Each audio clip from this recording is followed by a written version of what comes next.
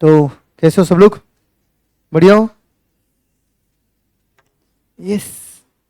ऐसे बढ़िया। यस। सुस्त वाला बढ़िया हो आप?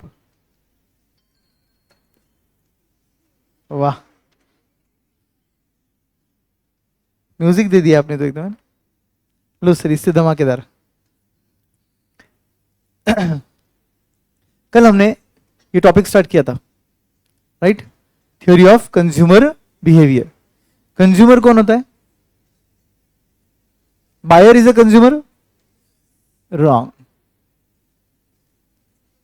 इसलिए मैं बोलता ना, इकोनॉमिक्स आता नहीं आपको, टेक्निकल सब्जेक्ट है बहुत। आप मेडिसिन बाय करने गए आपके दादी के लिए, बोलो बायर कौन? आप है। कंज्यूमर कौन है? दादी है ना। फिर बायर और कंज्यूमर सेम होना जरूरी नहीं है। I hope you are getting the point. Demand किससे इन्फ्लुएंस होता है, बायर से या कंज्यूमर से? बायर से, मतलब तू तेरे मन से मेडिसिन लेके आएगा। हाँ? कौन कौन इन्फ्लुएंस करेगा डिमांड को? कंज्यूमर। दादी बोलेगी मेरे को ये मेडिसिन चाहिए, ठीक है, राइट? मम्मी बोलेगी बेटा तू ये लेके आ टमाटो, तुम लेके आओ आलू एक बार टमाटो की जगह। क्या होता देखो फिर, बराबर ना? तो डेफिनेटली डिमांड को इन्फ्लुएंस करने वाला कौन है? कंज्यूमर है, जो अल्टीमेटली उसे कंज्यूम कर रहा है। फॉर एग्जाम्पल, आपको टी शर्ट चाहिए था, पापा को बोला आपने टी शर्ट लेके आओ ना, पापा ने शर्ट लेके आया फॉर्मल, चलेगा आपको? नहीं ना। तो डिमांड को कौन इन्फ्लुएंस कर रहा है? कंज्यूमर इन्फ्लुएंस कर रहा है, बायर नहीं इन्फ्लुएंस कर रहा है। बायर सिर्फ एक मीडिया है, बाय करने वाला मीडिया है, बस और कुछ नहीं है। तो इसलिए थ्योरी ऑफ बायर बिहेवियर नहीं लिखा है, कंज्यूमर बिहेवियर लिखा है। क्लियर? अब कंज्यूमर जब कंज्यूम करेगा तब उसको यूटिलिटी मिलेगा। जब उसको कंज्यूम करना है तब उसको क्या मिलने वाला है? सेटिस्फैक्शन मिलने वाला है, जिसको वो पहले से क्या बुला रहा है? यूटिलिटी बुला रहा है। क्लियर? तो इसके अंदर दो अप्रोचेस थे, हमने एक अप्रोच कवर किया है, दोनों कवर कर लिए। एक कौन सा? कार्डिनल अप्रोच, जिसका दूसरा नाम law of diminishing marginal utility है। याद है आपको? तो दोस्तों इस लॉ में, इस कार्डिनल अप्रोच में कुछ बेसिक अजम्पशंस थे जो कल हमने देखे थे। Utility is cardinally measurable. What is the meaning of cardinally measurable? Measurable in numbers, बराबर है। Then MU of money remains constant. पहला वाला पार्ट बोलता है कि कार्डिनली मेजर कर सकते हैं, मतलब नंबर में मेजर कर सकते हैं। Measuring unit for utility will be utils. And how do you measure the utility numbers? हाँ, बोलो बोलो, अरे बोलो ना। 1 रुपयाची कीमत 1 युटाइल्स असते, 1 रुपये का कीमत 1 युटाइल होता है। But how do you measure it in numbers? 1 रुपया 1 युटाइल है, ठीक है, बट कैसे कैसे मेजर करेंगे? फॉर एग्जाम्पल मैं बोल रहा हूँ कि एक बॉटल है जिसके लिए आप कितना प्राइस देने को रेडी हो? 100, तो उसका यूटिलिटी कितना हुआ? 100। उसका प्राइस 200 है। अब बोलो यूटिलिटी कितना है? 200 है। 100 है। The amount you are paying नहीं, the amount you are ready to pay is utility. Are you clear? MU of money remains constant का मीनिंग क्या था? MU of money remains constant का मीनिंग क्या था? जैसे जैसे स्टॉक ऑफ मनी कम कम होता है, रियल लाइफ में एमयू ऑफ मनी क्या होता है? बढ़ता है। अरे जैसे पैसा खत्म होता है तो उसकी कदर होती है ना, राइट? जैसे पहला 1 रुपया खर्च किया था, लास्ट का 1 रुपया वैसे खर्च कर सकते क्या हम लोग? नहीं कर सकते, क्योंकि स्टॉक क्या हो रहा है? कम हो रहा है। तो एमयू ऑफ मनी क्या हो रहा है? बढ़ रहा है। करेक्ट? बट ये बोलता है ऐसा कुछ नहीं होगा। आप जैसे 1 रुपया खर्च करते थे स्टार्टिंग का, लास्ट का 1 रुपया भी आप वैसे ही खर्च करोगे। कल आप ड्रेस खरीदने गए थे, याद है आपको? वो जो डिस्प्ले में था 8000 का ड्रेस आपने खरीदा, अरे याद है ना? मैंने 1 लाख रुपया दिया था ना कल आपको। फिर आप ड्रेस खरीदे, पहले एक 8000 का ड्रेस खरीदा, कीप द चेंज बोला आपने, राइट? और लास्ट का 8000 वैसे ही खर्च किया क्या आपने? नहीं किया ना। क्या किया आपने? सोच समझ के किया, ये ब्लू कलर लूँ या ये रेड कलर लूँ, ये स्टाइल का लूँ या वो स्टाइल का लूँ, ये ब्रांड का लूँ या वो ब्रांड का लूँ। इतना तो तुमने 8000 के वक्त सोचा भी नहीं था स्टार्टिंग के, क्योंकि स्टार्टिंग के 8000 के वक्त आपके पास 1 लाख रुपया था, बट लास्ट के 8000 के वक्त आपके पास 8000 ही थे। ऑब्वियसली सोचने में, मतलब खर्च करने में फर्क गिरता है रियल लाइफ में। बट ये बोलता है ऐसा कुछ नहीं होता। ये बोलता है इट विल रिमेन कांस्टेंट। झेपा क्या करते का। हाइपोथेसिस ऑफ इंडिपेंडेंट यूटिलिटी, ये क्या बोलता है, इसका मीनिंग क्या था? हर एक यूनिट के लिए आप अलग से यूटिलिटी बता सकते हो आपको कितना मिलेगा।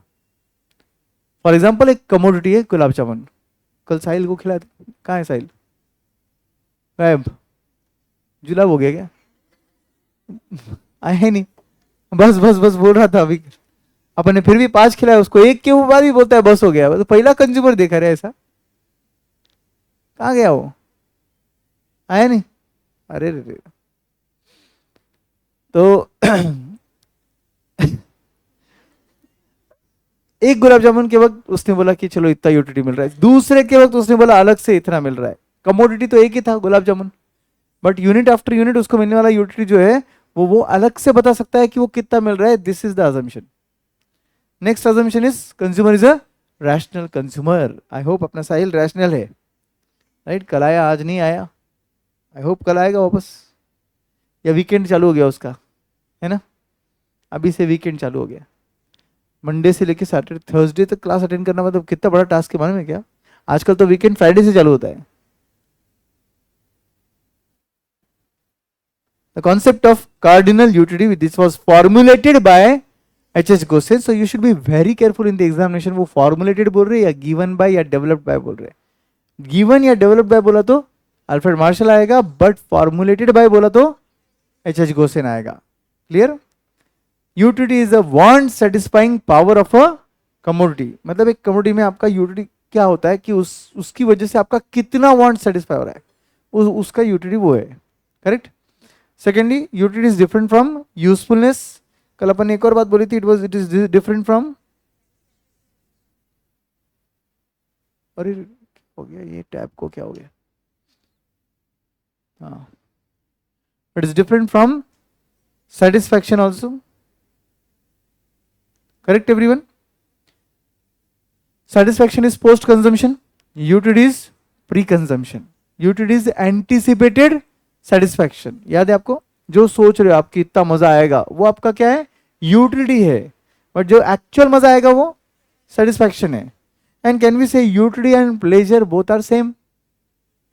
Utility and pleasure both are same, तो इसका मतलब it is different from satisfaction, is different from pleasure also.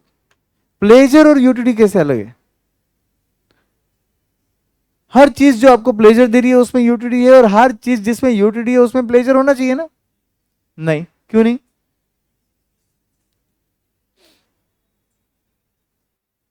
Correct. Injection specifically, injection में क्या होता है? यूटिलिटी है, आप बीमार हो, आपको सेटिस्फाई करने का पावर है उसमें, बट प्लेजर नहीं है। बराबर ना? आप बीमार हो, आपको ऑब्वियसली इंजेक्शन से ठीक होने वाले हो, आप डॉक्टर के पास जाते हो इंजेक्शन लेने के लिए, मन से छोड़ना जाते हो, अरे मजा आएगा आज इंजेक्शन मिलेगा मेरे को, यस, है ना? ऐसा नहीं बोलते भाई इंजेक्शन लेना है यार, शिट यार। और कुछ लोगों को वो सुई का अगर थोड़ा सा फॉबिया रहेगा, भाई भाई वो चुभता है, बहुत डेंजर चुभता है इतना सा, मगर जब वो चुभता है तो ऐसा बहुत पेनफुल रहेगा, ऐसा अगर दिमाग में है तो फिर तो उनको इंजेक्शन लेते वक्त देखना चाहिए क्या एक्सप्रेशन देते भाई वो, है ना? तुम में से भी कुछ रहेंगे ऐसे सैंपल, है ना? तो ऑब्वियसली क्योंकि वो प्लेजर नहीं दे रहा है ना आपको, कड़वा नीम का कोई दवाई है, राइट? ये क्या प्लेजर दे रहा है क्या आपको?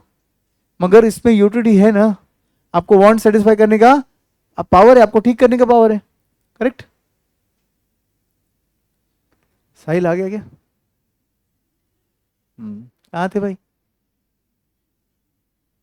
लेट हो गया। आप लोग जो अभी लेट आए ना, आप लोगों के लिए टाइमिंग 9:30 है। हाँ? कल मैंने बोला भी था आपको, याद होगा तो, कि आपका टाइमिंग 9:30 ही है।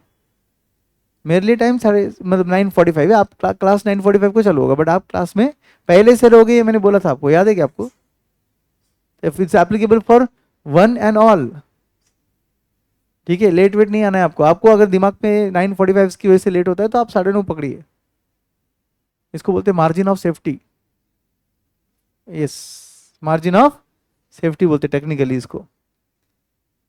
आओ साहब, बैठिए, आपके लिए होल्ड किया था क्लास को, आप नहीं आए थे अब तक तो पढ़ाया भी नहीं मैंने कुछ, है ना? बैठ जाइए आप, पहले चाय कॉफी क्या लोगे आप? नहीं? हो गया नाश्ता वगैरह? हो गया? Cardinal utility means utility can be measured in numbers. This was developed by Alfred Marshall. This is also called as law of diminishing marginal utility.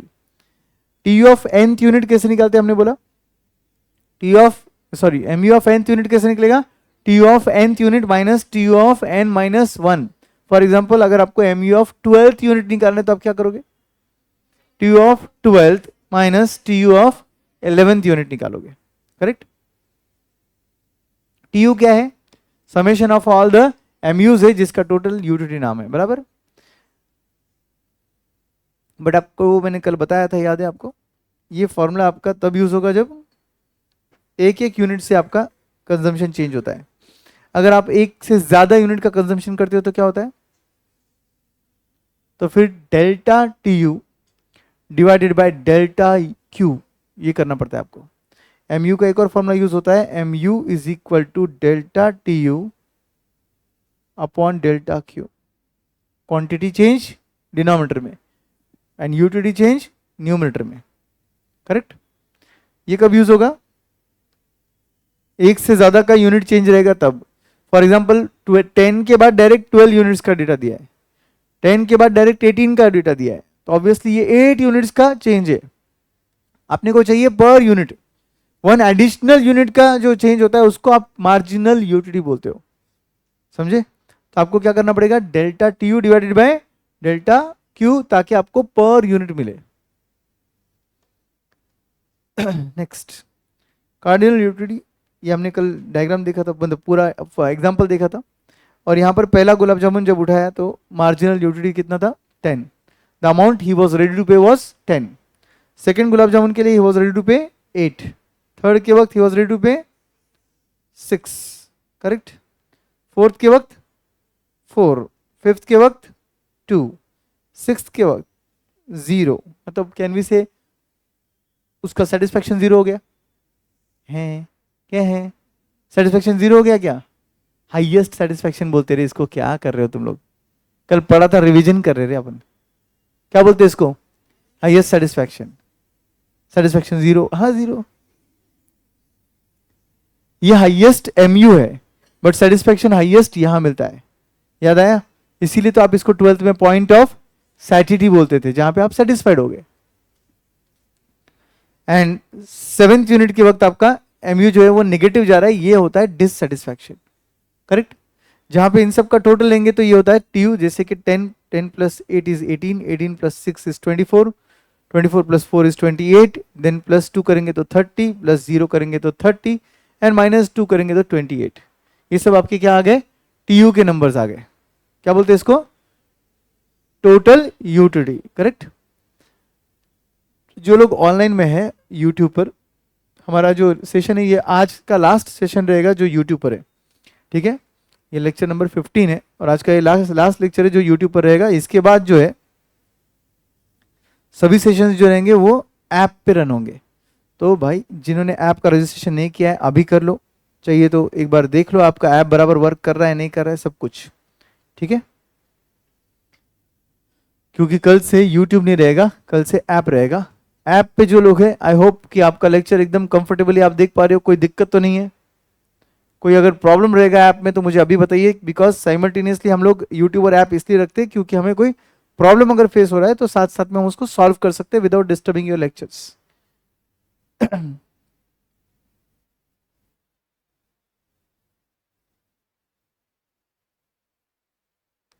Any problem you are facing in the app, comment section में बताइए.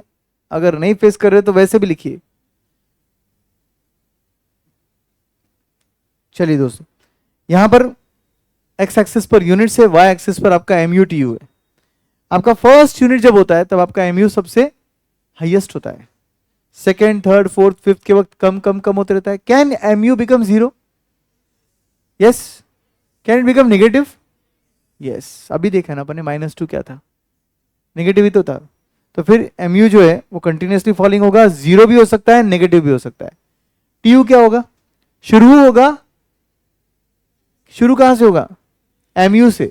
MU/TU दोनों same होता है starting में, और उसके बाद जैसे से MU कम कम कम होता है TU बढ़ते रहता है जब तक MU पॉजिटिव है, कम कम होने तो कोई प्रॉब्लम नहीं है, बट पॉजिटिव है ना, तब तक TU क्या होते रहेगा, बढ़ते रहेगा. Just imagine you are taking a total of 50 plus 45 plus 35 plus 20 plus 10 plus 5. क्या हो रहा है, अगला नंबर पिछले से कम है. फॉलिंग नंबर है ना, जो भी मैंने आपको एग्जांपल बोला ये फॉलिंग नंबर्स का एग्जांपल था, बट आपका टोटल बढ़ रहा है. समझा क्या? प्लस 0 बोला तो बढ़ना स्टॉप हो जाएगा, एंड प्लस -10 बोला तो कम हो जाएगा. कुछ समझा क्या? तो आपका टोटल कब कम होगा, जब आपका अगला नंबर नेगेटिव रहेगा तब. करेक्ट? तो वैसे ही जब MU नेगेटिव होता है तो TU फॉल होता है, जब MU 0 होता है तो TU हाईएस्ट होता है. जब तक MU पॉजिटिव है TU बढ़ते जाता है. क्लियर? तो इसलिए ये TU ऐसा आएगा, और जहां पर MU 0 था वहां पर TU हाईएस्ट रहेगा. तो इसको बोलते हैं पॉइंट ऑफ सैचुरेशन, उसको बोलते हैं पॉइंट ऑफ सैटिटी. सैचुरेशन मतलब उसके बियॉन्ड जाओगे तो आपका डिसयूटिलिटी चालू हो जाएगा, मतलब डिससेटिस्फैक्शन. और इसके बियॉन्ड जाओगे तो आप सेटिस्फाइड थे, इसके बियॉन्ड जाने की जरूरत नहीं है. पॉइंट ऑफ सैटिटी मतलब आप सेटिस्फाई हो चुके हो, आपका सेटिस्फैक्शन 0 नहीं हुआ है, आप सेटिस्फाई हो चुके हो, fully satisfied. Then limitations of DMU. Limitations मतलब क्या, उसकी खामियां, उसके लिमिटेशंस, बराबर है, उसकी बुराइयां या उसका ड्रॉबैक, उसको लिमिटेशंस बोलते हैं. All units to be identical मतलब क्या, सेम होना चाहिए. सेम होना चाहिए मतलब साइज, कलर, टेस्ट, सब कुछ, कलर वलर सब कुछ सेम होना चाहिए. क्योंकि अगला गुलाब जामुन अगर पिछले जैसा ना दिखे तो कंज्यूमर को अगला गुलाब जामुन का क्रेज और बढ़ता है, कम नहीं होता है.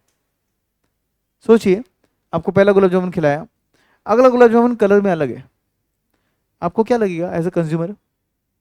What will be your feeling as a consumer? Excitement रहेगा कि अरे वो कैसा है गुलाब जामुन, ये तो खाया ये ठीक है मगर वो क्या ऐसा रहेगा. तो आपका DMU कांस्टेंट रह सकता है या तो बढ़ सकता है, मगर कम नहीं होगा आपका DMU. तो यहां पर बोल रहे हैं all units should be identical. Next is all units should be consumed in standard size. What is your standard size? Depends on commodity. For some commodity, the standard size can be spoon. For some commodity, it can be a cup. For some commodity, it can be a normal standard size. For some commodity, the standard size can change.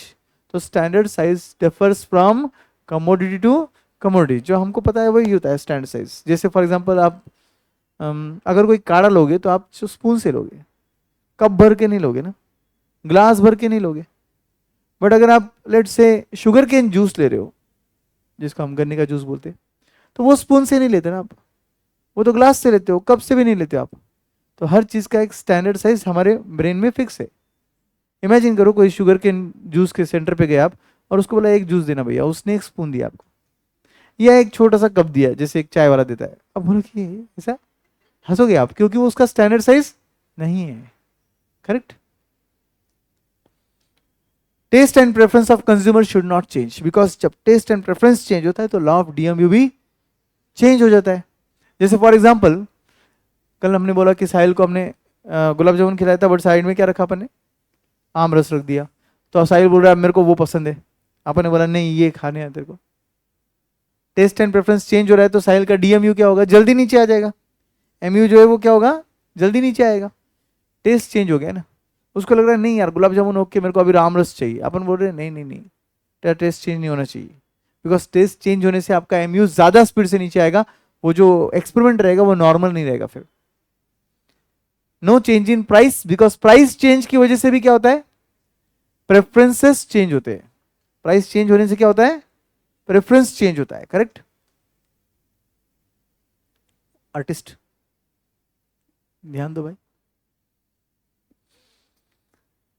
No time gap in consumption मतलब क्या, successive consumption बोलते हैं इसको. क्या बोलते बोलो, successive consumption. Units after units after units, आपको रुकना ही नहीं, खत्म हो गया वापस नेक्स्ट, खत्म हो गया वापस नेक्स्ट, तभी आपका DMU काम करेगा. आप गैप ले लोगे तो आपका DMU काम नहीं करेगा. Not applicable for gold, cash, diamond वगैरह, ये सब चीजों के लिए एप्लीकेबल नहीं है, बिकॉज जिसको भी आप देते हो वो बोलता है भाई और दे दो, और दे दो, है ना, इससे क्या होगा और दे दो. कल अपन ने एग्जांपल लिया था AD सर का. AD सर को मैं क्या दे रहा था, गोल्ड. राइट, ऑलरेडी बहुत है उनके पास, बट फिर भी अपन ने दे दिया और एक और एक और एक, वो क्या बोलेंगे, बस प्रशांत अब और कितना देगा, रुलाएगा क्या पगले, ऐसा बोलेगा क्या, वो क्या बोलेगा, तू ही मेरा दोस्त। अगले इसमें क्या बोलेगा, अरे वी आर तो कुछ नहीं है, तू ही है सब कुछ, है कि नहीं। उसके अगले इसमें क्या बोलेगा, अरे वी आर तेरा कंपैरिजन ही नहीं है कि नहीं। तो जैसे जैसे उसको मिलते जाएगा गोल्ड, उसको खुशी अनदर लेवल पे होती रहेगी। ऑब्वियसली ये हर किसी कंज्यूमर के साथ होता है, क्योंकि ऐसी चीजें कोई मना नहीं करता, राइट। मैं आपको एक गड्डी दे रहा हूँ पैसे की, अगला गड्डी दे रहा हूँ, आप बोलोगे नहीं बस बस बस, ऐसा होगा, आप बोलोगे दो, रुक जाऊंगा मैं 2 सेकंड पॉज दूंगा, आप बोलोगे दो, है कि नहीं। तो एक्साइटमेंट ऐसी चीजों का क्या होता है, बढ़ता है। यहाँ पे डीएमयू नहीं आईएमयू होता है, इंक्रीजिंग मार्जिनल यूटिलिटी होता है। आपको लग रहा होगा आप जिंदगी में कभी ग्रीडी नहीं होगी, बहुत पैसा आता है ना तो बाय डिफॉल्ट इंसान थोड़ा सा और ग्रीडी बनता है। आप लगेगा नहीं नहीं नहीं, मेरे को अगर सीए बनकर अगर 10 लाख का सैलरी आ रहा है तो मेरे ख्याल से बस हो गया, मेरे को बस इससे ज्यादा जिंदगी में कुछ नहीं चाहिए। आप जिस दिन 10 लाख कमाओगे ना, उसको आपको लगेगा 10 लाख, 20 होता तो मजा आता, है ना। जिस दिन 20 कमाओगे आपको लगेगा 50 होता तो क्या रहता। So it like human wants are unlimited, वैसी बात है। वो कभी डिजायर कभी रुकता है क्या, नहीं। Presence of substitute goods will affect the law and absence of complementary goods will affect the law। कल अपन ने एरो किया था कि इसको, presence of substitute goods, absence of complementary goods. कल एग्जांपल भी लिया था हमने। सब्सटीट्यूट गुड्स का प्रेजेंस मतलब क्या, खिलाओ गुलाब जामुन बट रख दो साइड में आमरस। वो आमरस किसके लिए, सिर्फ देखने के लिए, खाना आपको गुलाब जामुन ही है। तो गुलाब जामुन से मिलने वाला एमयू क्या होगा, ज्यादा स्पीड से कम होगा। कम तो वैसे भी होने वाला है बट ज्यादा स्पीड से, अब नॉर्मली कम हो जाएगा, करेक्ट। और अब्सेंस ऑफ कॉम्प्लीमेंट्री के केस में अपन ने बोला, नॉर्मली पिज्जा के साथ आपको चाहिए कोक, केचप, राइट, ये सब अनहेल्दी चीजें खा ही रहे तो पूरा एक साथ दिखा लेते आप लॉट में, है ना। चीज भर भर के चाहिए, ये सब चीजें चाहिए। मेनली चीज तो खैर उसके अंदर जाता है, इंग्रेडिएंट है, फिर भी आप बोलते हो ऊपर से और डालो, राइट। चीज डिप कहाँ है। तो ये क्या हो रहा है, आप क्या करो, कॉम्प्लीमेंट्री गुड्स सपोज है आपकी ये सब, तो कॉम्प्लीमेंट्री गुड्स सब अगर एब्सेंट रहेंगे तो उसका मजा कम हो जाएगा, तो उसका एमयू ज्यादा स्पीड से नीचे आएगा। ये सब हमने यहां तक आई थिंक कवर किया था ना कल। आगे बढ़ते हैं, इक्वी मार्जिनल यूटिलिटी ये भी कवर किया था आपने कल। What is EMU, long form मत बोलना अभी, स्पेशलिस्ट स्पेशलिस्ट। एमयू क्या है, मार्जिनल यूटिलिटी, है ना। बोलो ईएमयू, इक्वी मार्जिनल यूटिलिटी क्या होता है। एक मिनट दूसरे को मौका देंगे अपन, आप भी रुक जाओ बॉयस।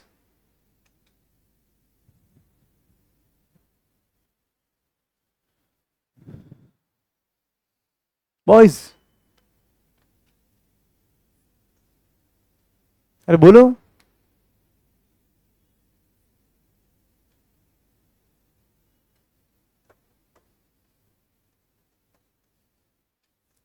कोई और बोलो, जो आंसर नहीं देता है जनरली दो आंसर्स, जल्दी जल्दी।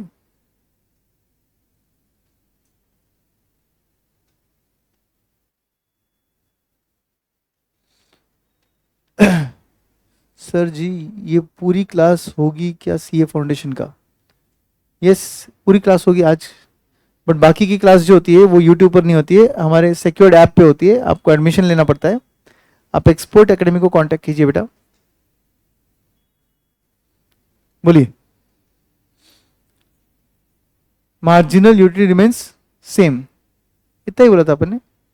तुमने तो वो इक्वी मार्जिनल यूटिलिटी को ब्रेक कर दिया ऐसे डायरेक्ट, इक्वल मार्जिनल यूटिलिटी। वाह रिया वाह, जबरदस्त। बोलो एक्स्ट्रा, कुछ एक्स्ट्रा बोलो जो कल पढ़ा था अपन ने। हाँ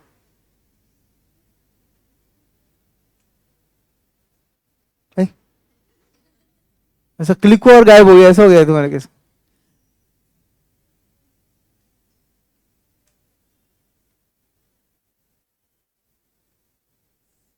नहीं, हाँ,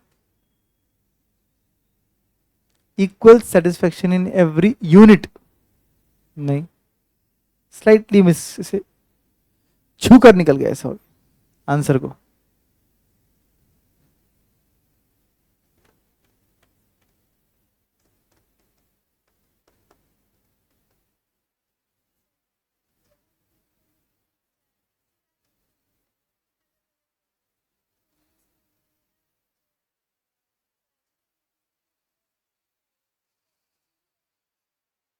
वेरी गुड।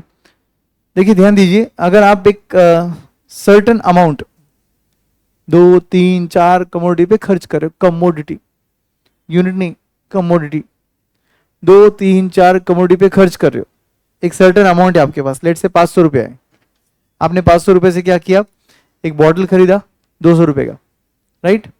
फिर क्या किया, एक टी शर्ट खरीदा 300 का, कितने आइटम खरीदे आपने, 2। तो अब ये लॉ बोलता है आप फुल्ली सेटिस्फाइड तब रहोगे जब टी शर्ट का प्राइस और उसका मार्जिनल यूटिलिटी, मतलब MU of T shirt upon price of T shirt is should be equal to MU of bottle and price of water bottle. समझे क्या बोला। तो सपोज बॉटल आपने 200 में खरीदी, आपको उससे यूटिलिटी 800 मिल रही है, मतलब for that bottle you were ready to pay 800 but you paid 200। समझा। और सेम चीज आपके टी शर्ट के साथ चाहिए, 300 का टी शर्ट है, आप पे करने को रेडी थे 1200, 4 टाइम्स, तो वापस से उसका भी आंसर 4 आएगा, 1200 बाय 300। तो इसका मतलब क्या हुआ, this 4 is equal to that 4। तो M U of X upon P of X is equal to M U of Y upon P of Y. 2 commodity था इसलिए ऐसा रुक गया अपन 2 पे, 3 होता तो is equal to M U of Z upon price of Z भी बोलते, 4 कमोडिटी होता तो अपन बोलते M U of A upon price of A. हर जगह is equal to is equal to is equal to है, मतलब जितना आप पैसा खर्च कर रहे हो उसके प्रोपोर्शन में आपको यूटिलिटी मिलता है। हम हर चीज पे पैसा सेम खर्च करते क्या, जितना पैसा मैं टी शर्ट पे खर्च करूंगा उतना ही कैमरे पे खर्च करूंगा क्या, उतना ही आईपैड पे खर्च करूंगा क्या। ऑब्वियसली आईपैड से यूटिलिटी ज्यादा मिल रहा है तो मैं ज्यादा पे करने को रेडी हूँ, टी शर्ट से यूटिलिटी कम मिल रहा है तो मैं पैसा कम पे करने को रेडी हूँ। समझा क्या। It is an extension of law of DMU. It states that consumer is in equilibrium when he distributes his money income amongst various goods in such a way that MU derived after last rupee spent on each good is the same. MU derived क्या लिखा है, from on each unit, last rupee spent on each unit should be same। मतलब जैसे कल अपन ने बोला था,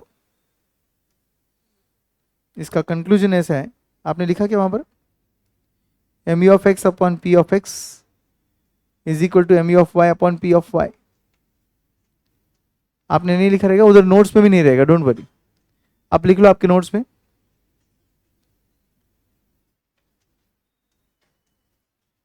law of E M U, conclusion क्या है लॉ ऑफ ईएमयू का, वो लिख देते हैं अपन direct, M U of X by P of X is equal to M U of Y upon P of Y.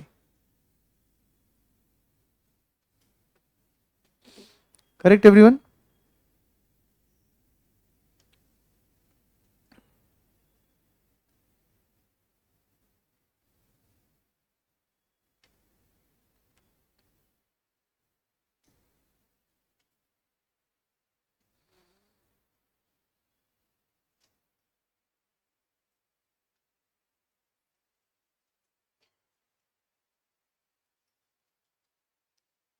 इसके अजम्पशन सेम एज डीएमयू थे, सिर्फ एक एक्स्ट्रा अजम्पशन था, आपको याद होगा तो, यहाँ पे इंडिपेंडेंट यूटिलिटी होती है, हर यूनिट से मिलने वाला यूटिलिटी अलग होता है, कांस्टेंट एमयू ऑफ मनी भी होता है यहाँ पर यूटिलिटी कार्डिनली मेजरेबल भी होता है, और यहाँ पर कंज्यूमर रैशनल कंज्यूमर भी है। ये चारों अजम्पशन आपके डीएमयू में भी होते हैं।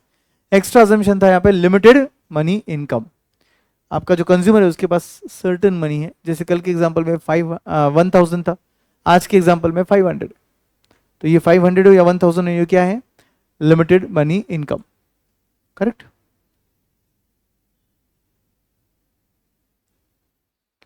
कंज्यूमर सरप्लस, इस पे आए थे कल अपन लोग। This is again a part of law of DMU only. Why it's a part of law of DMU only, ये डीएमयू का ही एक पार्ट है। क्यों बट?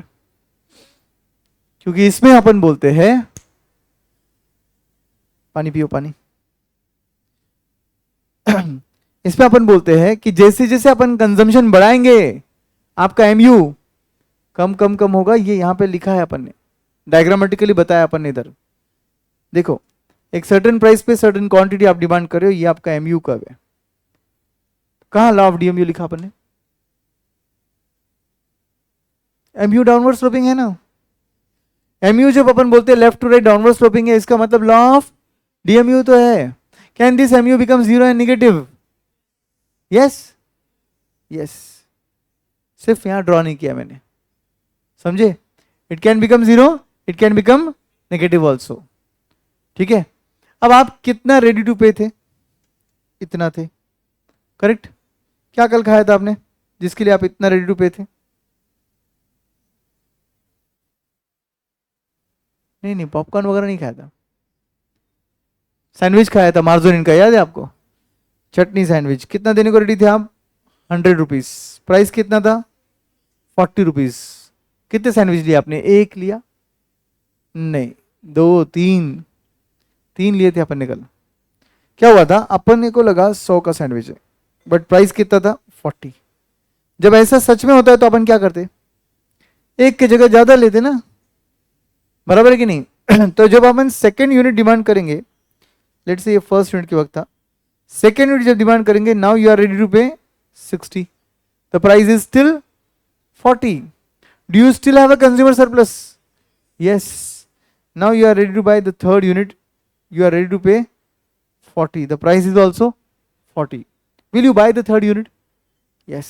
Because आप देने को तैयार हो 40, because price भी 40 है, तो मैच हो गया। यहां पर आ जाता है कंज्यूमर का equilibrium point. What is the meaning, exact meaning of equilibrium? I told you yesterday. Condition of rest. चीजें जहां आके रुक जाएगी, थम जाएगी, सेटल हो जाएगी, उसको आप बोलते हो कंडीशन ऑफ रेस्ट, करेक्ट? तो कंज्यूमर यहां आके रुक जाएगा, क्योंकि इसके आगे क्या होगा वो सोचिए। लॉ ऑफ डीएमयू अभी भी ऑपरेट करेगा for the fourth unit. Now he is ready to pay 25, the price is 40। Will he pay 40? Do you think he will pay 40? No. कोई चीज का दाम आपको रेडी टू पे 25 है, मगर दाम 40 दिख रहा है, आप पे करोगे क्या? नहीं करोगे ना, समझे क्या? इसलिए आप क्या करोगे? 40 पे आके रुक जाओगे। तो ये पूरा पोर्शन जो ऊपर का है, इसको हम बुलाते हैं कंज्यूमर सरप्लस। एवरीवन समझा क्या? कोई डाउट? क्या फॉर्मूला बोला था अपन ने कंज्यूमर सरप्लस का? MU minus MP। But what is MP? Market price. Syllabus में MP एक और जगह आएगा आगे, उसको मार्जिनल प्रोडक्ट बोलते हैं। ये है मार्जिनल मार्केट का प्राइस। क्लियर?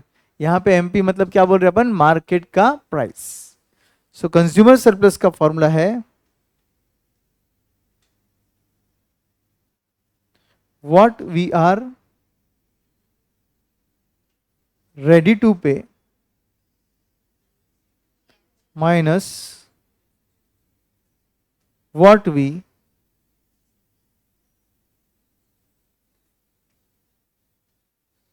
Actually pay. तो ready to pay minus what we actually pay. Ready to pay को अपन टेक्निकली बोलते हैं मार्जिनल यूटिलिटी, इसीलिए तो उसको वैल्यू इन एक्सचेंज नाम दिया अपन ने। What we are ready to pay in exchange. आपको अगर मैं वाटर बॉटल दे रहा हूं तो आप मुझे बदले में जितना देने को रेडी हो, उसका वो रेडी टू पे प्राइस हो गया, मतलब मार्जिनल यूटिलिटी हो गया। एंड दूसरा ये वाला पार्ट, इसका मीनिंग क्या होता है? मार्केट का price.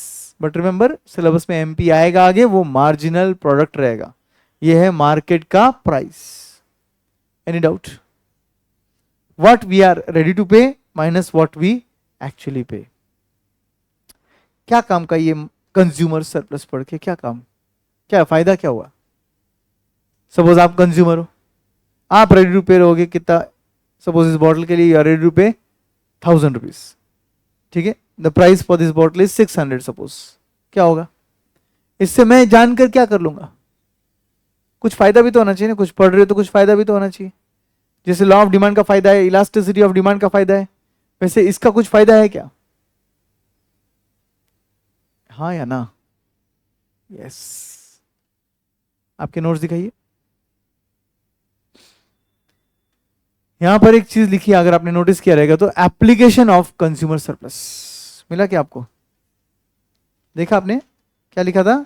Application of consumer surplus मतलब क्या? यूज। लिख दो उधर, यूज। हम कंज्यूमर सरप्लस क्यों पढ़ते हैं वो यहां पे लिखा है।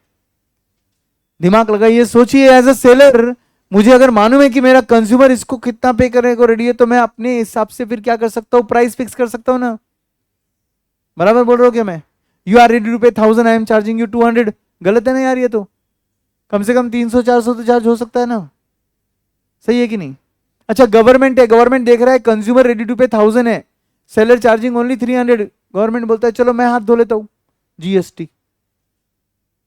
क्या किया गवर्नमेंट ने? 50 रुपए जीएसटी लगा दिया। समझे क्या? किस चीज पे जीएसटी ज्यादा रहेगा, किस चीज पे जीएसटी कम रहेगा, वो कंज्यूमर सरप्लस पर डिपेंड करता है। इसलिए तो लग्जरियस कार्स पे जीएसटी 28% होता है। माने में आपको क्यों रेडी टू पे 28% क्यों होता है जीएसटी? इतना हाई रेट कहां होता है क्या भाई? सामने वाला कार के लिए 1 करोड़ रुपया पे करने को रेडी है, कार की कीमत 70 लाख की है, तो गवर्नमेंट बोलता है चलो अपनी बारी, है ना। हर चीज में पार्टनर तो वैसे भी गवर्नमेंट ही है। सिर्फ प्रॉफिट रहेगा तब, लॉस रहेगा तब पार्टनर नहीं है।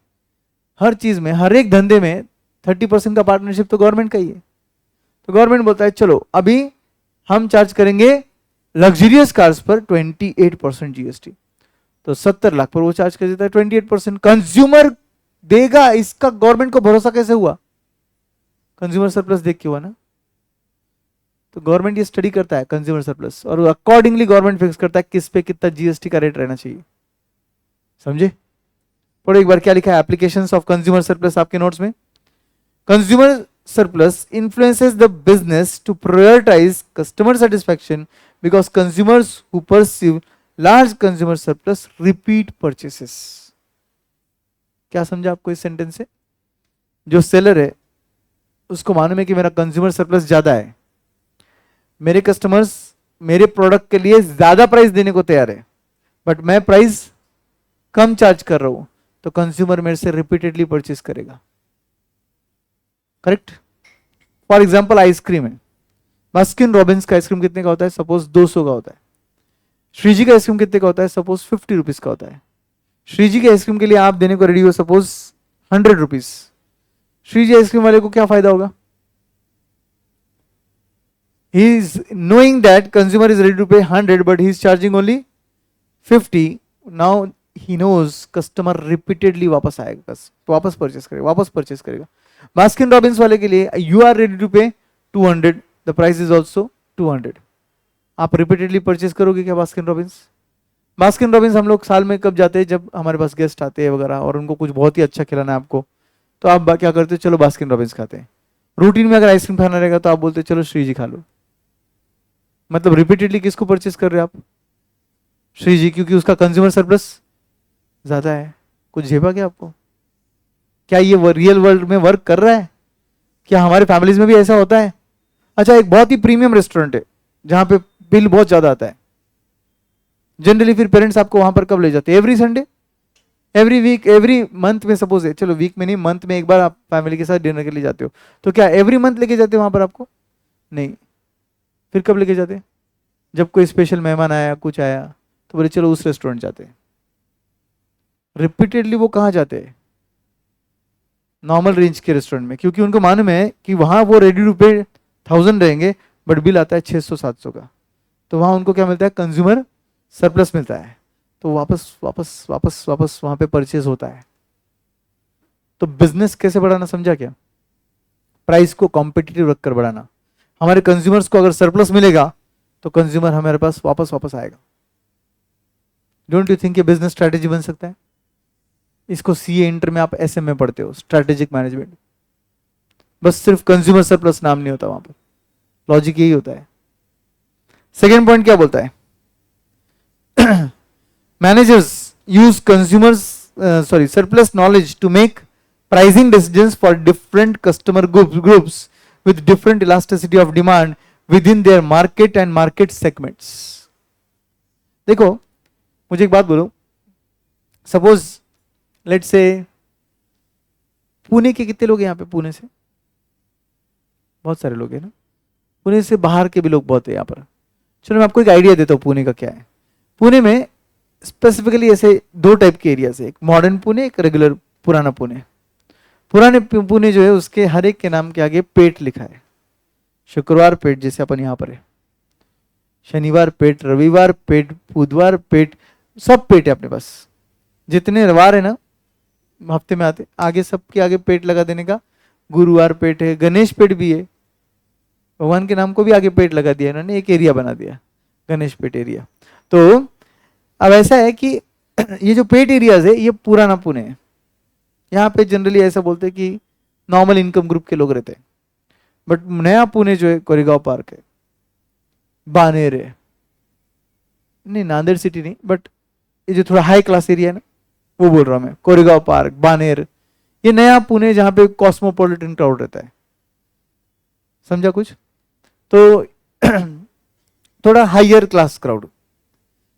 अब अगर आप सेलर हो और अगर ये दो मार्केट आपके लिए वाकई में बहुत अलग मार्केट है, मतलब एक दूसरे से कनेक्टेड नहीं है, यहां के बायर्स पूरे अलग है, वहां के बायर्स पूरे अलग है, ठीक है।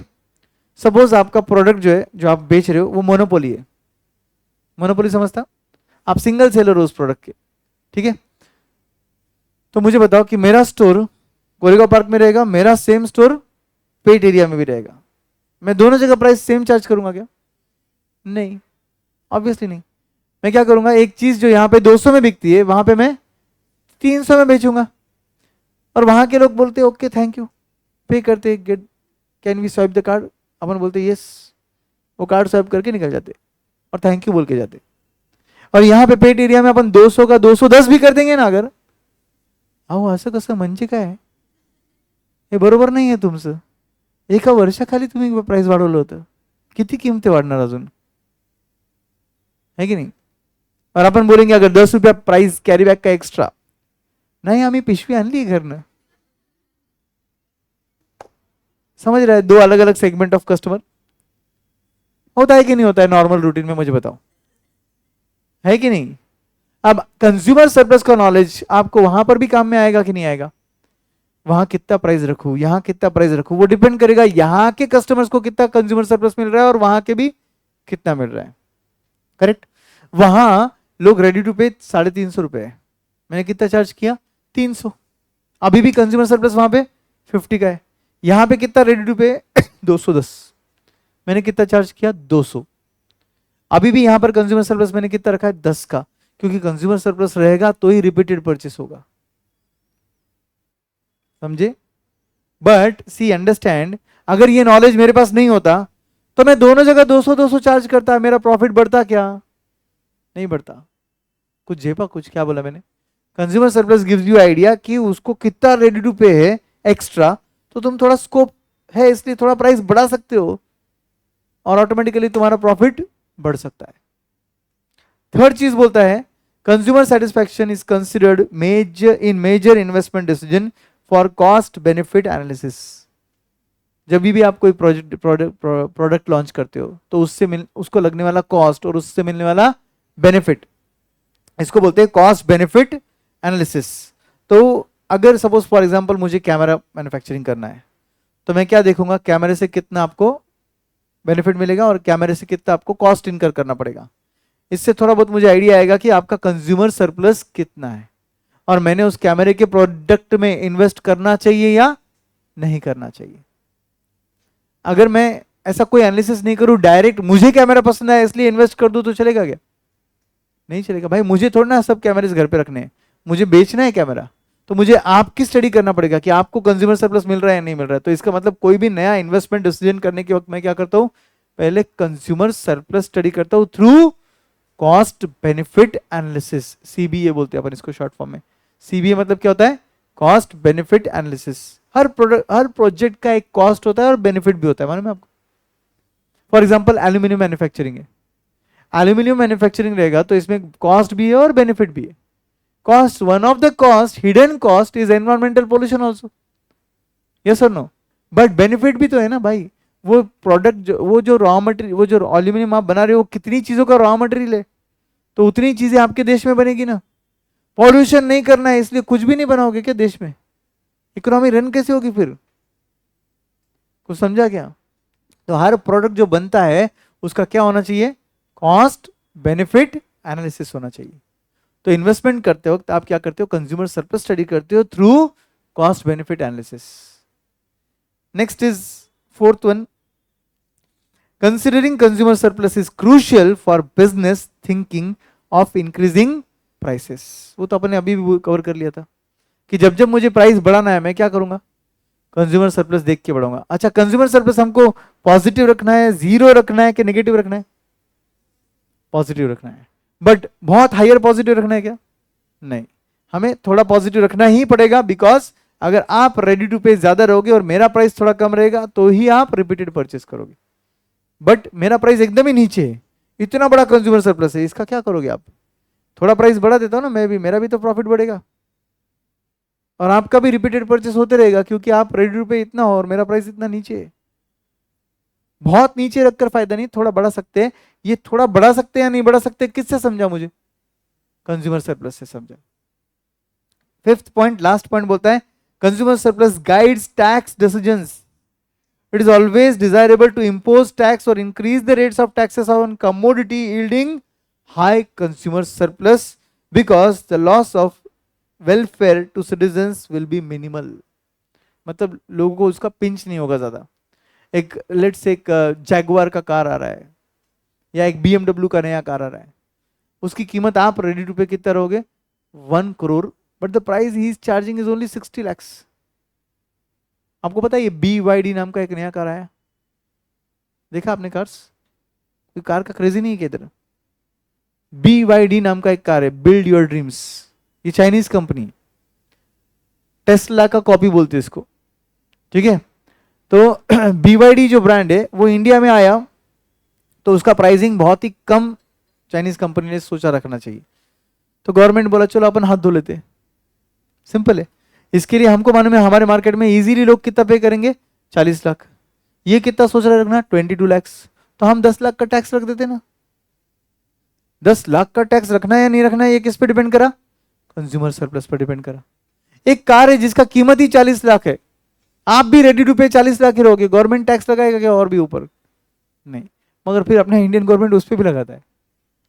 फिर सेलर क्या करता है? खुद का मार्जिन कम करता है, क्योंकि उसका कार बिकता नहीं है ना। फिर पीपल आर रेडी टू पे 40, गवर्नमेंट इज चार्जिंग 5 लाख का टैक्स, 45 हो गया। अब आप पे कितना करने को रेडी हो? 40। मैं कितना चार्ज कर रहा हूं विथ टैक्सेस? 45। मेरा कार बिकेगा क्या? नहीं। फिर मैं क्या करूंगा एज अ सेलर? कीमत कम करूंगा, मेरा प्रॉफिट कम करके। गवर्नमेंट बोलेगा हमको क्या फर्क गिरता है तेरे बिजनेस से, तेरा कार नहीं बिक रहा है, दूसरे का तो बिक रहा है ना, दूसरे तो हम भी जीएसटी उधर से ले ही रहे ना। हमने कसम थोड़ी ना कहा तेरे पास से जीएसटी लेना है। तेरा नहीं बिकेगा, तू प्राइस कम करेगा, हम कुछ नहीं कर सकते। गवर्नमेंट को क्या फर्क गिरता है भाई? समझा कुछ? तो सेलर जब भी प्राइस देखता है, गवर्नमेंट जब भी टैक्सेस लगाता है, तो कभी भी क्या स्टडी किया जाता है? Consumer surplus. आपको इतना तो पता होगा जीएसटी का रेट 0, 5%, 12%, 18% एंड 28% होता है। तो ये रेट्स जैसे जैसे बढ़ रहे हैं, वो क्या देखकर बढ़ रहे हैं? कंज्यूमर सरप्लस देखकर बढ़ रहे हैं। उन चीजों पर टैक्सेस ज्यादा नहीं बढ़ते जहां पे कंज्यूमर सरप्लस कम है, उन चीजों पे लगाया जाता है ज्यादा टैक्स जहां पे कंज्यूमर सरप्लस ज्यादा है। इसलिए देखो आप, बेसिक चीजों पे टैक्सेस कम होते हैं, जो हमारे डे टू डे एक्टिविटीज में लगने वाली साधारण चीजें, कम रेंज वाली चीजें, उन पे टैक्सेस कम होते हैं। अल्टो खरीदने जाओगे तो 28% टैक्स नहीं लगेगा, मगर बीएमडब्ल्यू खरीदने जाओगे तो 28% टैक्स लगेगा। दोनों भी कार ही है ना। फिर गवर्नमेंट को पता है ना कौन ज्यादा दे सकता है, बड़े मालिक ले लो। कौन कम दे सकता है? गरीब आदमी प्रशांत सारड़ा। ठीक है, मत चार्ज करो, कम चार्ज करो, मतलब समझे? कंज्यूमर सरप्लस के एप्लीकेशंस कितने हैं? 5। शॉर्ट में लिखेंगे इसको, आपके नोट्स में लिखो, एप्लीकेशन ऑफ कंज्यूमर सरप्लस, इसको आईएमपी मार्क करो।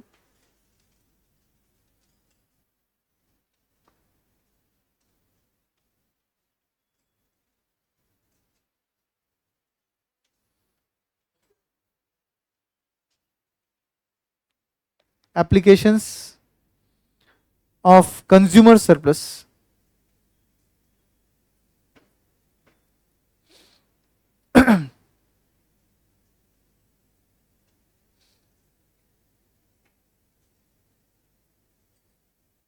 Number 1,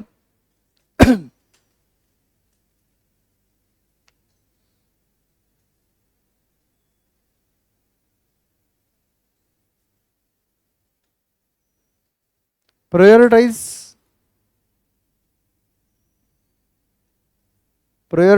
consumer satisfaction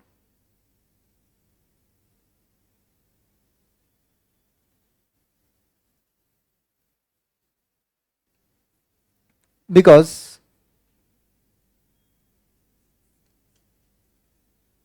higher the consumer surplus,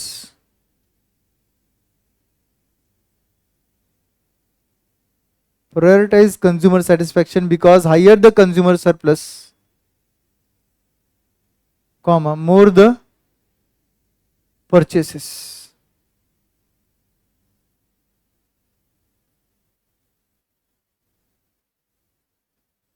क्या बोल रहा है बिजनेस? क्या करेगा? कंज्यूमर सरप्लस, कंज्यूमर सेटिस्फेक्शन को प्रायोरिटी देगा. जितना ज्यादा कंज्यूमर सरप्लस रहेगा, रिपीटेड परचेस उतना ज्यादा रहेगा. समझे? Point number 1. Point number 2, make pricing decisions.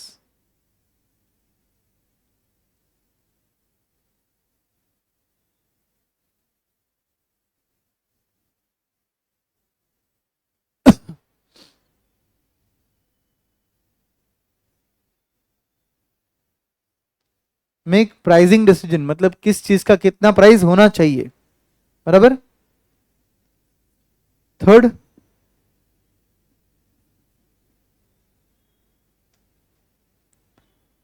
Make investment decision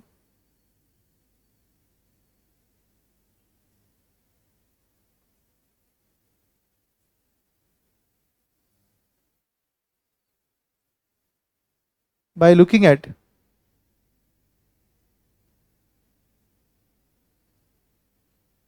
cost benefit analysis.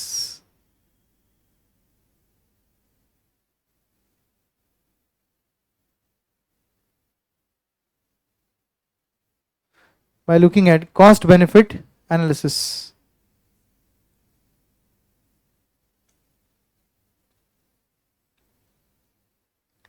Fourth point, decision to increase the price, increase oblique decrease बोल सकते हैं आप. decision to increase oblique decrease the price. किसी चीज का प्राइस बढ़ाना है या किसी चीज का प्राइस कम करना है, ये सब आप कंज्यूमर सरप्लस को देखकर डिसाइड करते हो. And last is governments tax decision.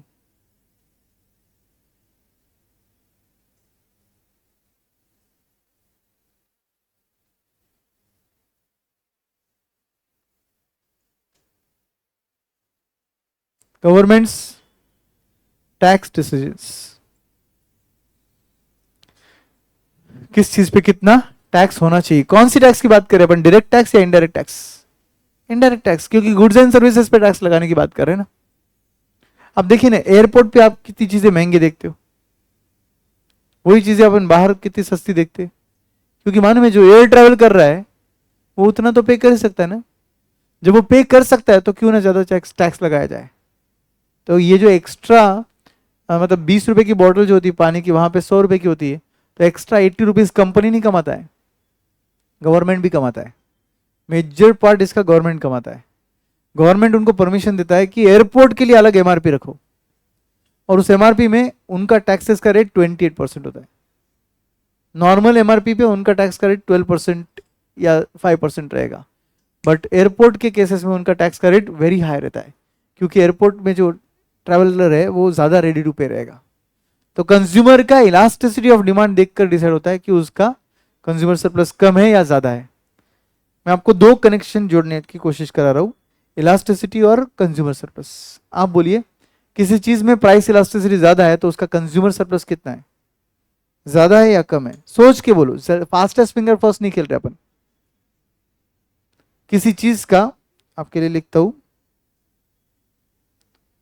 Price elasticity ज्यादा है तो उसका कंज्यूमर सरप्लस क्या रहेगा, ज्यादा रहेगा या कम रहेगा? कितने लोग बोलते कम रहेगा?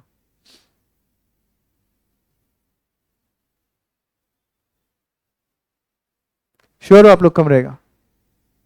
You are right. अगर किसी चीज का प्राइस इलास्टिसिटी ज्यादा है ना तो उसका कंज्यूमर सरप्लस कम है। लॉजिक बोलो, बोलो ना।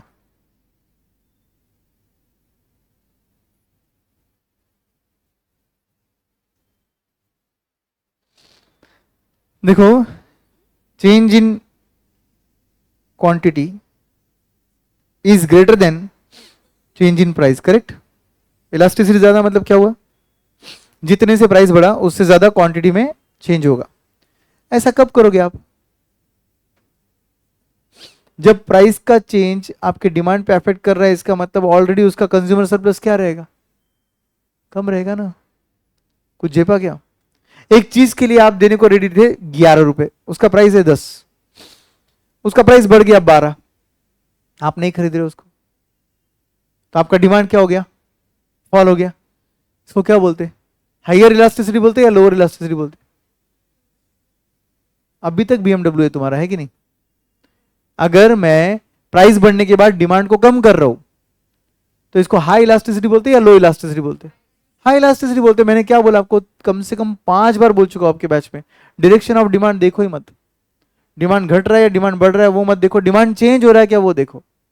तो डिमांड चेंज हो रहा है ना, मतलब इलास्टिसिटी क्या है, ज्यादा है। समझे? तो इलास्टिसिटी हाई है, इसका मतलब क्या हुआ, कंज्यूमर सरप्लस ऑलरेडी लो था। कंज्यूमर सरप्लस लो था, तुमने प्राइस बढ़ा दिया, उसको लगा भाई मेरे को नहीं खरीदना है इस प्राइस पर। एक आधी चीज है, सपोज 11 रुपए रेडी टू पे प्राइस है, 10 रुपए एक्चुअल प्राइस है, 1 रुपया कंज्यूमर सरप्लस है, करेक्ट? कंज्यूमर सरप्लस कितना था, सिर्फ 1 रुपया था। आपने इस चीज का दाम बढ़ा दिया और बोल दिया 12 रुपए, सॉरी दाम बढ़ा दिया ना, ये दाम बढ़ा दिया, कितना बना दिया आपने, 12 रुपए। कंज्यूमर बाय करेगा क्या? He was ready to pay only 11, will he buy, do you think he will buy? ये क्या है sir, ready to pay price, ये क्या है, एक्चुअल प्राइस है, बोलो बाय करेगा क्या? नहीं करेगा। किसी चीज के लिए आप बोल रहे हो मुझे 11 रुपए देना है, वो 12 रुपए में दिख रही है तो आप नहीं खरीदते हो ना। वही अगर आप 11 देने वाले थे और 10 रुपए दिख रहा है तो आप खरीदते हो। झेपा कुछ? तो higher the elasticity lower the consumer surplus, right? If you want higher the elasticity lower the consumer surplus.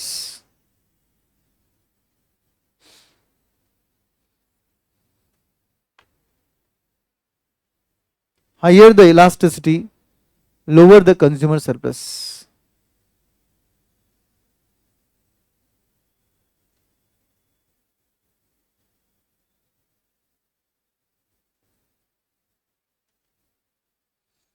Higher the price elasticity lower the consumer surplus.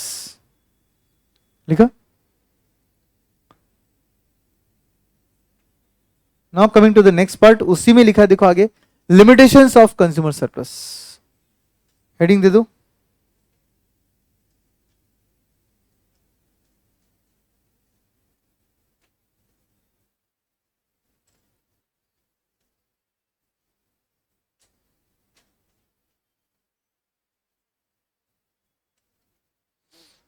Limitations of consumer surplus. ये था application of consumer surplus. Next is limitations of consumer surplus. What is limitation of consumer surplus? पहला consumer surplus का limitation पढ़ो, क्या लिखा है, MU is difficult to measure, hence consumer surplus can not be measured precisely. Do you agree? What you are ready to pay, ये measure करना actually कितना difficult है। MU can not be measured in numbers, अपन कितनी बार बोल रहे हैं। तो फिर अगर MU मेजर करना ही डिफिकल्ट है तो हम लोग कंज्यूमर सरप्लस कैसे मेजर करें? बिकॉज कंज्यूमर सरप्लस क्या बोलता है? MU minus market price. समझे क्या? समझा क्या बोला?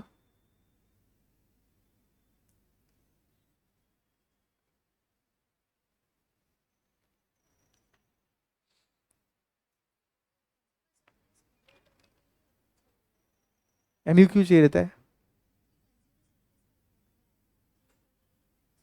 करेक्ट। तो फिर ये पॉइंट क्या बोल रहा है लिमिटेशन वाला?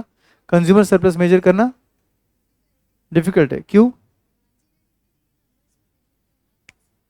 सही है क्या? फ्लैशबैक से अभी आ गए तुम करंट में, है ना? समझे अच्छे से सब लोग? तो कंज्यूमर सरप्लस मेजर करना डिफिकल्ट है बिकॉज कंज्यूमर सरप्लस का फॉर्मूला बोलता है MU माइनस MP, और MU मेजर करना डिफिकल्ट है नंबर्स में। ठीक है, पॉइंट नंबर 1। तो right there, since MU is difficult to find,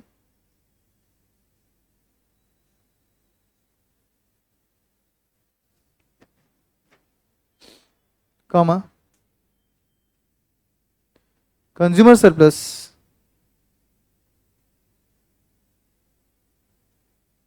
is difficult to measure.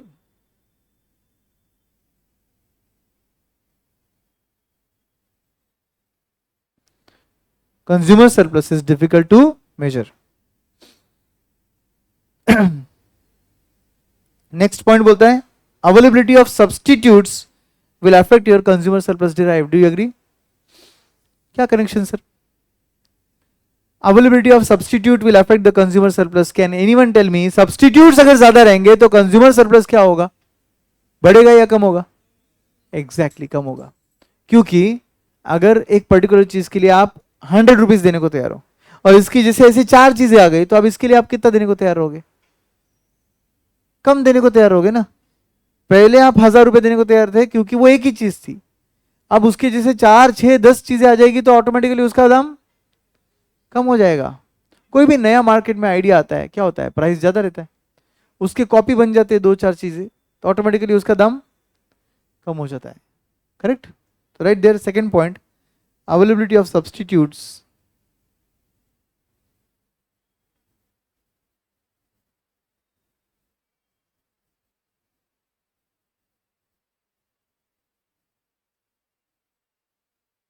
will affect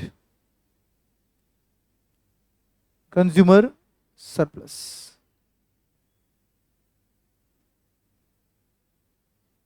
Availability of substitute will affect the consumer surplus.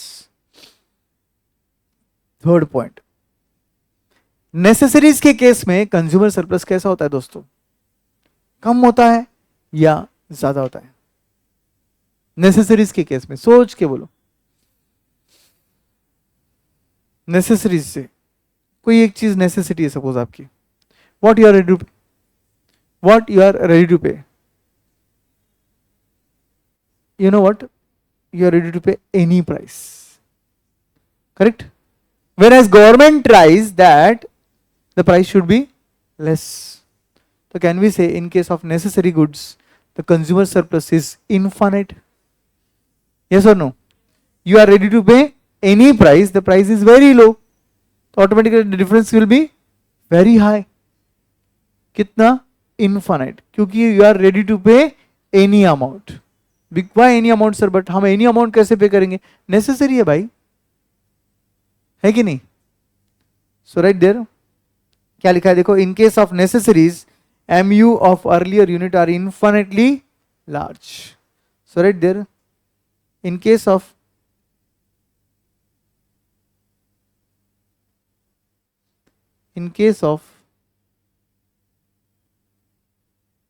necessaries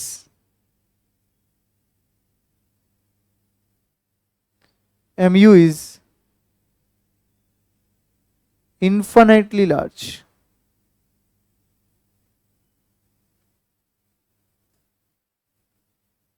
तो consumer surplus भी क्या बन जाएगा?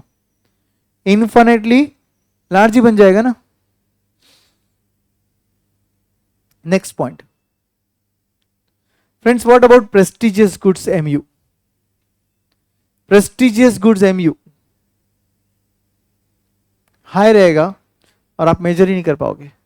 क्योंकि प्रेस्टीज के लिए लोग कितना पे करने को रेडी है आपको अंदाजा भी नहीं रहेगा।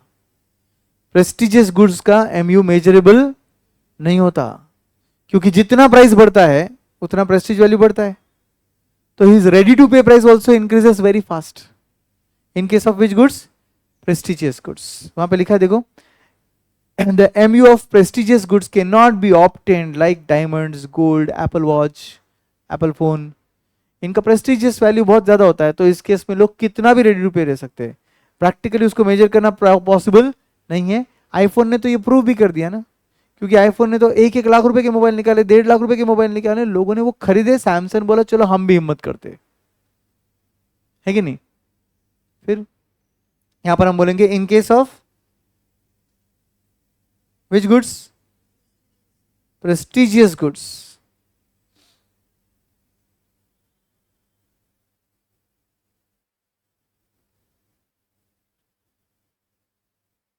MU cannot be measured।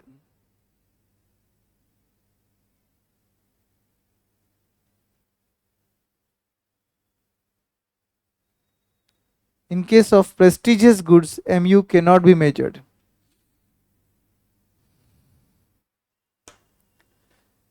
Next limitation can be unrealistic assumption.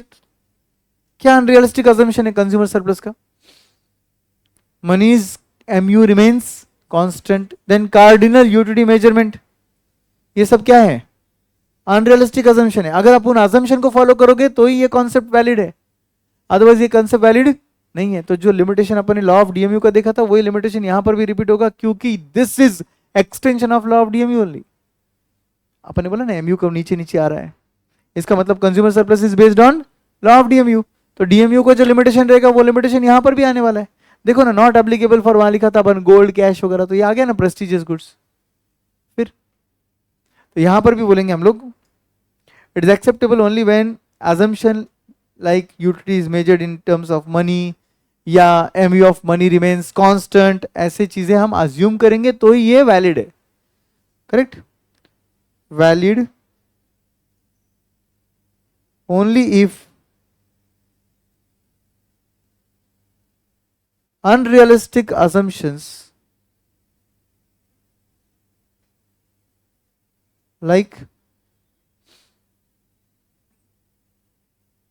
cardinal measurement of utility,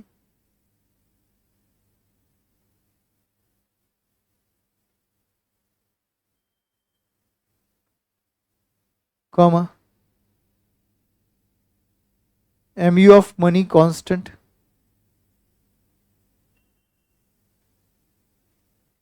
etc. are assumed, in assumptions के बगैर ये लॉ वैलिड नहीं है, ये कस्टडी वैलिड नहीं है। करेक्ट? लास्ट अपन ने ऑलरेडी कवर कर दिया, शायद देख लो एक बार। MU of money changes as consumer stock of money diminishes, hence consumer surplus can not be measured in terms of money.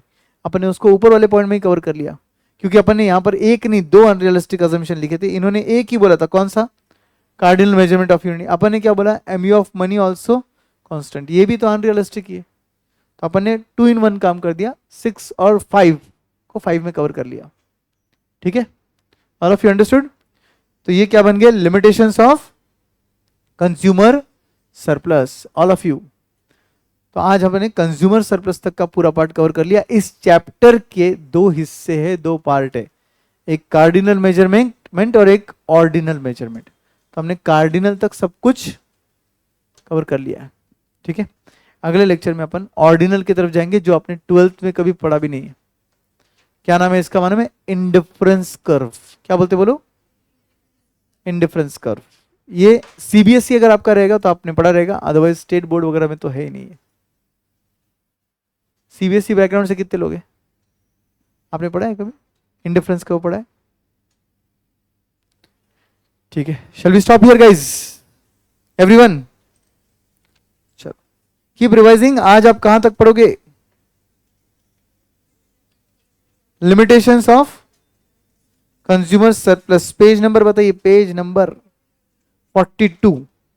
Page number 42 तक एक बार अच्छे से पढ़ लेना। ठीक है, thank you, bye bye, take care.